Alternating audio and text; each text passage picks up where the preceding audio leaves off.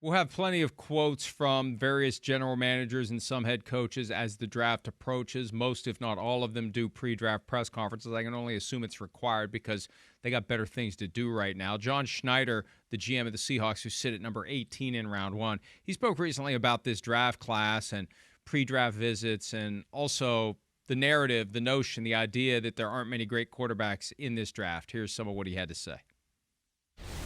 It depends on the team, how they view the player, the quarterback. Again, how you're going to acquire him, where you're going to acquire him. But, bringing him through the building is another. It's really about, okay, more time. We need more answers. We need more time with this player based on the questions that we need answered in terms of the vision we see for this player and the fit. It's not necessarily like it's separate from how you can acquire the player on draft weekend. And look, that's a great point. That was from Seattle Sports Radio 5 days ago. When you bring the guy to the building, you're trying to find out more about things unrelated to how he throws a football or how fast he runs. You got questions about things that you've come across during your pre-draft workup, and you want to sit down. You're considering this person seriously. You have reason to sit down with him and spend more time with him and get to know him better before you make your final board. If you're going to do a private workout, you want to see what he can do with your playbook, your plays, at the direction of your coaches. How does he interact with the people that he'll be working for if he's picked?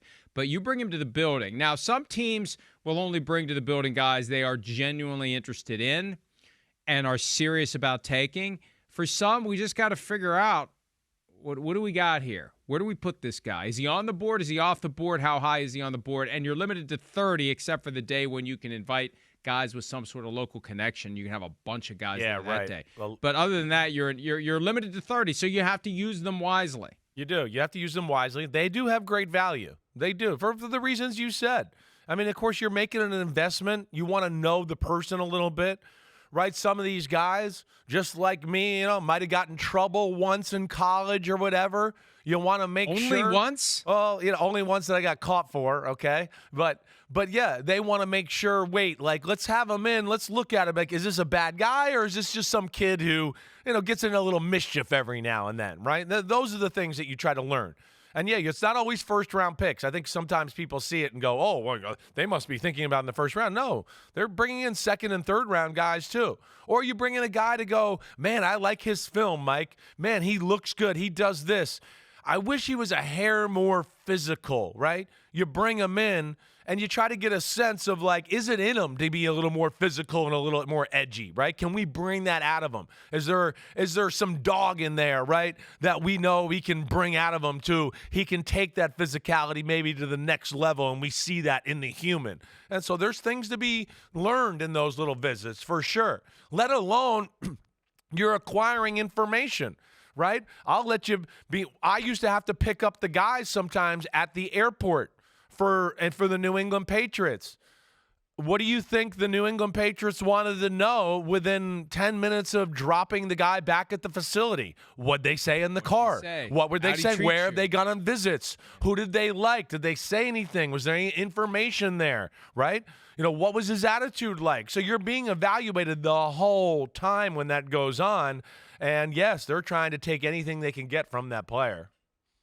Yeah. Were you required to tempt them with a doobie? Do you want to smoke? I got them if you need them. No, I never did any of that. But I always did enjoy that. I really did. And I enjoyed more the veteran players, right? Like the free agent players. I had played in the league. One of my great times ever was Dwight Freeney, just real quick. He was a free agent. They brought him in. I had played against him a little bit. They were like, you go get him at the airport. You kind of be in control of him today. You guys will get along. And so I kind of chauffeured him around all day, and he wanted, a damn, lobster sandwich, right? That's what he wanted so badly. And they were like, Simms, you know all the good spots, take him. So I did that with Dwight Freeney. That was one of my cool stories about being a chaperone in New England. But it is real. It is very real. The teams that get it, will get every ounce of information they can from whoever the low-level staffer is. Not that you were low-level, but I mean that's I was how it low-level. works. When you're in the door, I didn't mean it in a pejorative way, but that's how it works. Right. They have Right. things for you to do. You get in the car, and for the most part, the players, especially the younger ones, they're overwhelmed by the situation. They're not thinking that anything you say and do will be held against you via the guy or gal that is charged with the responsibility of picking you up and driving you around. They're just going to assume this is some low-level person that has no influence whatsoever on whether or not this team is going to draft me. And that's when they're going to be more likely to be themselves. Right. That's the trick. And it's not a trick. It's a way to bust through the bullshit. And the prepackaged, and if, again, the good agents will tell the players, listen, whoever picks you, from the moment you get on board the plane, because hell, for all we know, Bill Belichick hired somebody to fly back a row behind you on that plane to see how you interact with other passengers. Seriously, right. From the moment you get on that plane, you act like you're in the interview, and everybody you encounter is the head coach of the team. That's just behave that way. Exactly. And it's unfortunate if somebody who otherwise would be inclined to be a jerk and a butthole covers that up. It is better to crack through and find out what you're getting.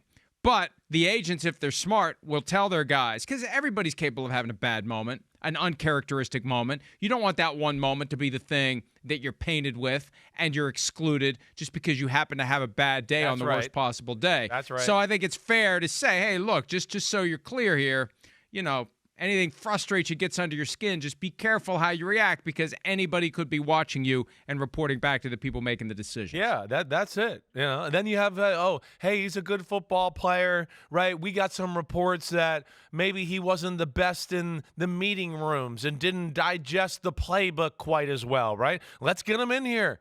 Let's talk to him a little. Let's teach him a few things. Let's go walk through on the field. Let's go back in the classroom and see what he retained, and can he teach us back? Those are the things you learn a little bit in these visits. Let's look at the person.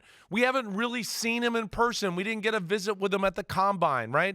Yeah, we got a picture of him with his shorts on and, he's got no shirt on and whatever, and we see his body. But as you know, right? I mean, we're at the combine. You could meet 4 guys that are 6'3", 250, and all 4 are kind of different. And you go, damn, they don't really look like they're all exactly the same height and weight, right? Let's bring them in. Let's see what body we like. Is his body what we think it is? So there's a lot of great information that is learned from these visits. And, I think it's important. And it's good for the player and the team. I do think that.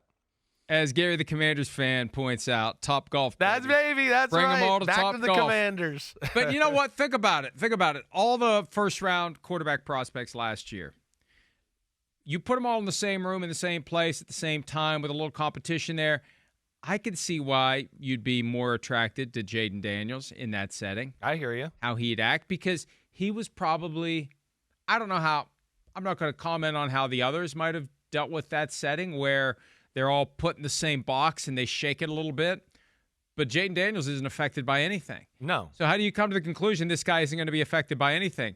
Because my guess is he was completely unaffected by that. Right. Yeah. I hear you. That's part of it. You look at that and go, oh, he doesn't care that these other guys here. He's unaffected. And in fact, he said something to one of our guys in the organization. He's offended that we're even thinking about other guys here. Like something, it could be just as easy as that. And then they go, damn, I love him. He's awesome. He's got the edge I wanted. He's got the attitude I like. Let's draft him. There's a lot of great personal information to be gained. As it relates to the quarterbacks to be taken in round 1, John Schneider said on that radio spot last week, I'd be careful when you hear people say this isn't a great quarterback draft. I think it depends on the team, the player, the quarterback, how you're going to acquire him, where you're going to acquire him. So, and this is the point that you made, just because a guy doesn't go in round 1, there could be more round 2, 3 guys than we've seen in recent years, because it's a flurry in round 1 and then a gap. It was within the last year or two, it's like we're waiting for that next quarterback to be taken. Right. Beyond round 1. And this year it seems like there will be more guys taken in round 2 and 3 than we've seen. There are the round 1 quarterbacks, 6 last year, Did that tie the 99 record? Or did that break the 99? Or did it tie the 83 record? I think that's what it was. I think it tied was. the 83 record. Right. Only one in 2022. That was Kenny Pickett. But for the most part, you see guys go. The best guys are going to go early. I look at 2015, the first two there, Jameis Winston and Marcus Mariota, and then for the next 30 picks, not a single quarterback. Right. Yeah, it could go either way. Like, listen, if you ask me, this ends up being like the Kenny Pickett draft where Cam Ward's the only guy that goes in the first round, I'd go, I'm not shocked. I'm not shocked by that, right? I don't expect that to happen, but I think there's a lot of different ways this can go here. Yeah, it could be 1, it could be 3. I don't think Jalen Milroe will go in the first round, but maybe there's somebody hot on him. He's a specimen. He's one of the greatest athletes in the draft. There's no doubt about that. On his best day, and his best highlights are the only guy that can compete with Cam Ward. Okay, let's just say that. I mean, there's something to be said there. Right, but he's also got, on his worst day, you go, well, it's significantly worse than some of the top quarterbacks. So that's the issue, where you meet in the middle.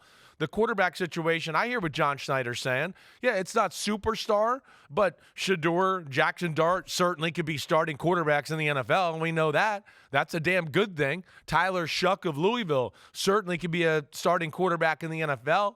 And then you got guys where, hey, there's a Kyle McCord at Syracuse. His big arm, it intrigues me when I look at it and go, that's a starting quarterback NFL arm, right? Quinn Ewers, he's got some things about his arm that are gifted that, he's got more to tap into there as far as potential.